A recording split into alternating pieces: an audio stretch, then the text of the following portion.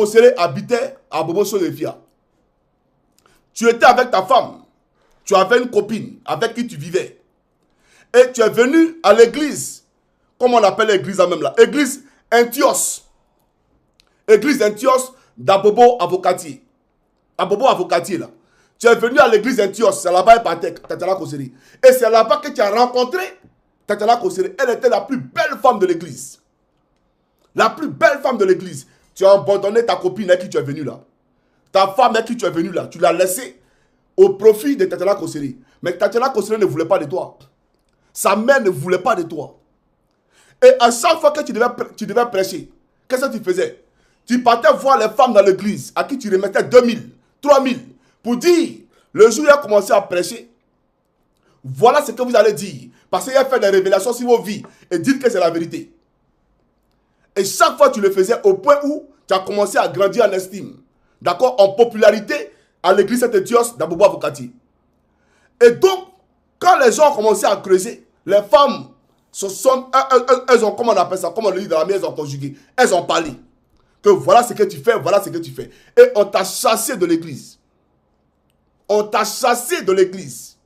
L'église Antioche d'Abobo Avocatier là. Tu as été chassé là-bas parce que tu faisais du faux. Des fausses prophéties.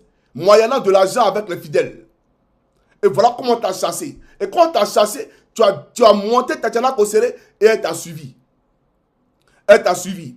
Alors, je vais te présenter l'audio de ta fille. Et puis, je vais commenter la mort de ta femme. Comment elle est morte? Parce que les gens parlent, mais ils ne savent pas véritablement ce qui se passe. Moi, je vais t'expliquer ce qui se passe. Et puis, tu ne peux pas discuter ça. Voilà, parce que généralement, quand les gens ils parlent, ils surfent sur la vague. Bon, j'irai en profondeur de la mort. Comment la mort a eu lieu, là, je vais aller en profondeur de cette mort. Mais on va écouter ta fille d'abord. Et après, bien entendu, je poursuivrai mon allocution. Voilà. Alors, ta fille, elle va parler. Il faut suivre, c'est parti. On s'est battu. Maintenant, maman ne peut pas bien marcher parce que c'est faux périr. Ça lui fait mal même. Ça lui faisait mal. Maintenant, on s'est battu. Elle n'a qu'à arrêter. Puis elle a appelé mon papa. Mon papa comme ça a battu sur moi. Maintenant, il a dit qu'il allait venir aujourd'hui. Quand il est venu aujourd'hui, il a eu dormi à 9h. Il a comme ça bavarder. Il m'a même frappé. Maintenant, maman l'a demandé pardon. Il dit que genre, parce que ma maman est malade, il a demandé pardon, qu'il me laisse. On dit, ok, je suis partie me cacher dans la douche. Genre, quand on me fait quelque chose, moi, je m'assois dans la douche, je ne parle pas à quelqu'un. Genre, j'aime m'enfermer. Je suis partie m'enfermer. Il m'a dit, genre, de sortir. Je suis sortie. Il a commencé à bavarder. Maintenant, ma maman est venue. Elle dit, qu'est-ce qui se passe? Pour ça, elle a attrapé mon papa, elle est tombée, c'est fermé. Je pensais que j'avais pété, c'est pas beaucoup, j'en peux pas me laisser. Maintenant, une fois que genre, ses yeux commencent à s'enfler, ses dents commencent à se coller, elle n'arrive plus à respirer. Maintenant, genre, faut pas dire que genre, son cœur bat. On a tout fait, on a prié, on a tout fait, on a tout fait. C'est pas qu'on a tout fait. Maintenant, le docteur, on appelle le docteur, il dit que genre, il va venir. On attend. Donc, on est monté dans la voiture. Il est venu dans sa voiture. La voiture de mon papa, on est parti. C'était jusqu'à Makori, de Anglais à Makori. Imagine le trajet, on est parti. Maintenant, on est arrivé là-bas. Mon papa dit que je n'ai qu'à se retourner. Que sinon, ça tout nous fait mal. On criait ici. On n'a qu'à se retourner. Quand il a dit ça, il savait déjà qu'il savait que ma mère était morte. Maintenant, il ne voulait même pas commencer à arriver à la maison. Il faisait mes camarades comme s'il y avait rien. Pour ne même pas paniquer, il aurait expliqué ça à ma camarade Maggie là. Et donc, mon papa, ma tante nous a appelé pour dire que genre, maman est morte. On n'a pas cru. On dit que genre, un coup comme ça.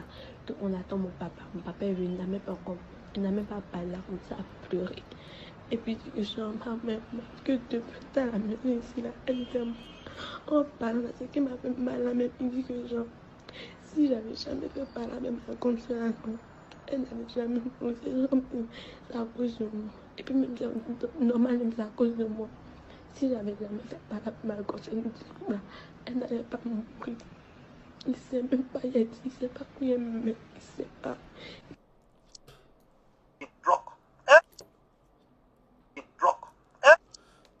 Voilà.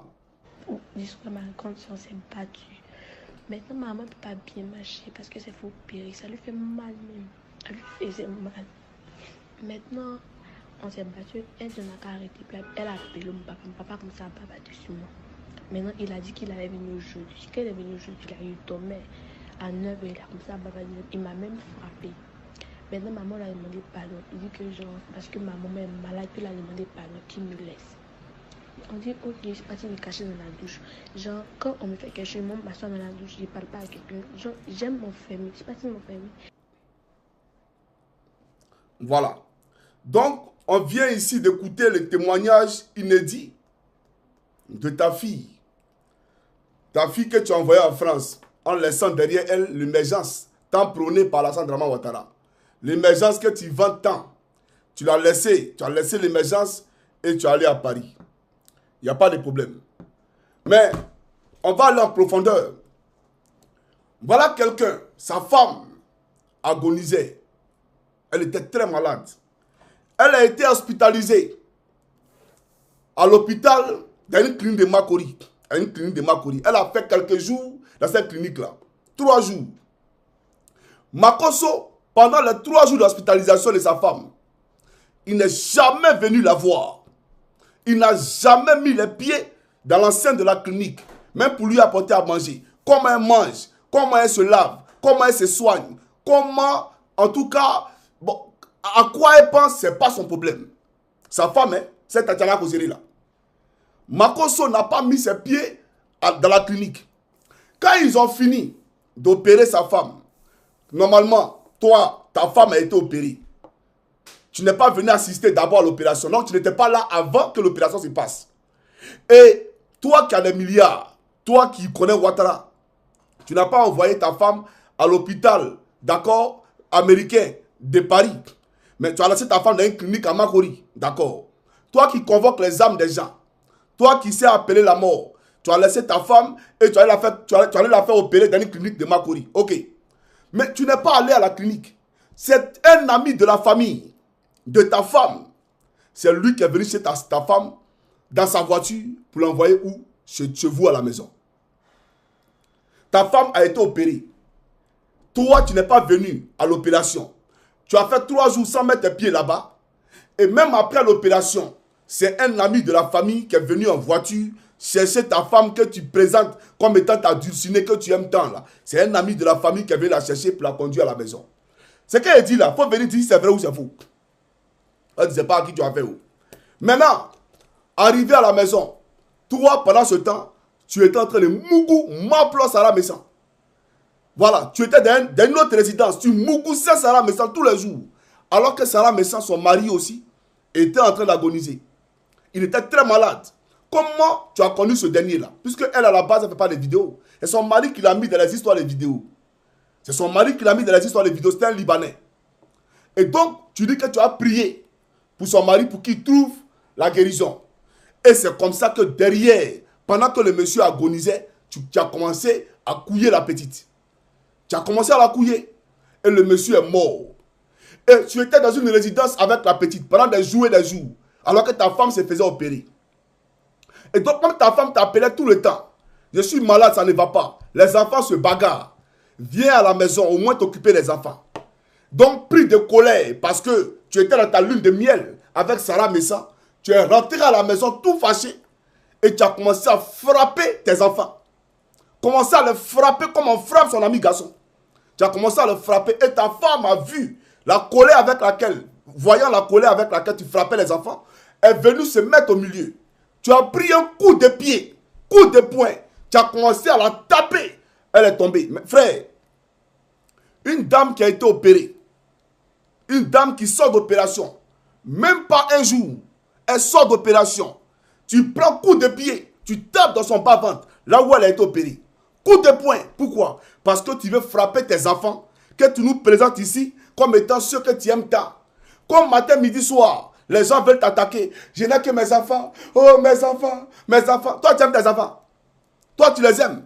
Mais je pense que c'est parce que tu voulais les frapper que tu as tué les mères. Donc, quand elle est tombée, elle a commencé à agoniser. Qu'est-ce que tu as fait? C'est les enfants qui t'ont dit, papa, maman est en train de partir, appelle l'ambulance.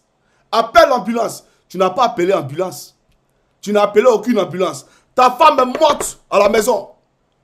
Et tu as pris ta femme. Voilà pourquoi je te dis que tu es cruel. Tu as pris ta femme déjà morte. et tu l'as mis dans ta voiture. Tu l'as mis dans ta voiture pour la conduire où? À la clinique où elle a été opérée. La clinique où toi-même tu t'es pas rendu. Tu n'es jamais allé là-bas. Tu as pris ta femme, tu l'as mis dans ta voiture et tu l'as envoyée dans cette clinique-là.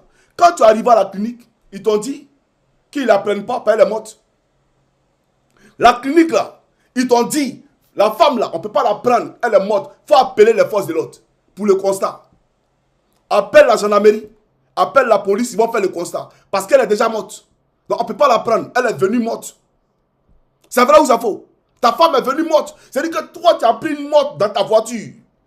Et tu l'as conduite jusqu'à dans la clinique. Maintenant, pour justifier qu'elle est morte dans la clinique, donc il fallait que la clinique accepte de la prendre. Ne serait-ce qu'une minute, elle a dit, oui, c'est eux qui ont tué ta femme. Elle est morte là-bas. Mais ils ont refusé de prendre ta femme. Ils disent qu'ils ne la prennent pas. Qu'est-ce que tu as fait? Tu as un ami qui travaille à la morgue à Nyama. Un ami qui travaille à la morgue d'Anyama. Tu as appelé cet ami-là. Et pendant que la clinique te demandait d'appeler la gendarmerie, tu as appelé cet ami, il est venu prendre le corps de ta femme et ils l'ont mis à la morgue d'Anyama. Et voilà comment les parents, quand les parents ont eu écho de ce qui s'est passé, bien entendu chez les filles, ils t'ont demandé de ramener le corps pour faire une autopsie. C'est les parents qui ont demandé le corps de leur fille pour faire une autopsie. Toi, tu l'avais déjà mis dans un casier, bien glacé, à la morgue d'Anyama. Tu comprends ou pas? Donc, si toi aujourd'hui, tu n'es pas en prison, c'est à cause d'Ahmed Bakayoko. C'est Ahmed Bakayoko qui a couvert ce dossier-là. C'est lui, bien entendu, qui t'a protégé pour ne pas que tu fasses la prison. Mais tu es un meurtrier.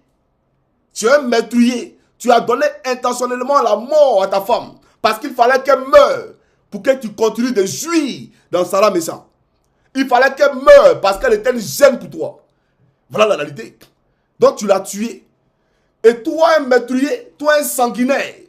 Toi, tu as venu parler de Johnny Pacheco. Toi, tu as venu parler d'Ibrahim Maïga. Toi, tu as parlé du président Ibrahim Traoré. C'est un camarade.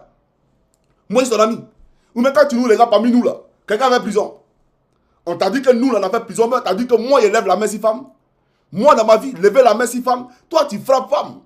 Et femme que tu n'as pas vu opérer. Femme que tu n'es pas allé chercher à l'hôpital après l'opération. Tu viens, tu la tabasses et elle meurt dans ta maison. Tu es un criminel.